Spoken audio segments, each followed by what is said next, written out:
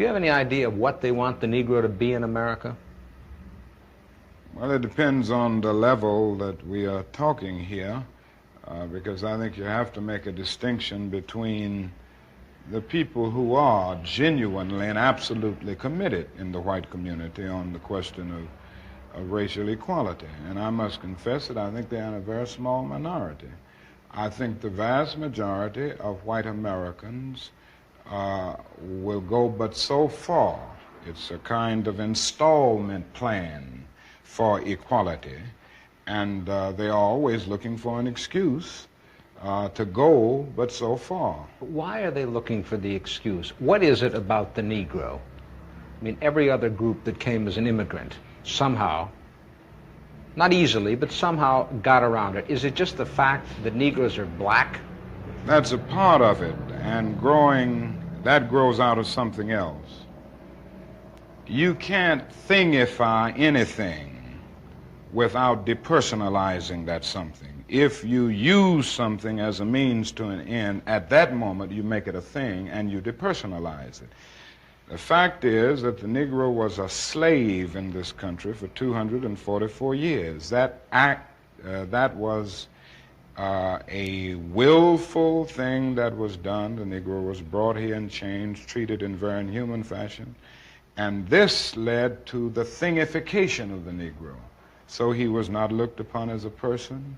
He was not looked upon as a human being with the same status and worth as other human beings. And the other thing is that human beings cannot continue to do wrong without eventually rationalizing that wrong. So slavery was justified morally, biologically, theoretically, scientifically, everything else. And it seems to me that white America must see that no other ethnic group has been a slave on American soil. That is one thing that other immigrant groups haven't had to face. The other thing is that the color became a stigma. American society made the Negro's color a stigma, and that can never be overlooked. So I think these things are absolutely necessary. The other thing is that America freed the slaves in 1863 through the Emancipation Proclamation of Abraham Lincoln, but gave the slaves no land or nothing in reality, and as a matter of fact, to get started on. At the same time, America was giving away millions of acres of land in the West and the Midwest, which meant that there was a willingness to give the white peasants from Europe an economic base. And yet it refused to give its black peasants from Africa, who came here involuntarily in chains and had worked free for 244 years, any kind of economic base. And so emancipation for the Negro was really freedom to hunger. It was freedom to the winds and rains of heaven. It was freedom without food to eat or land to cultivate, and therefore it was freedom and famine at the same time.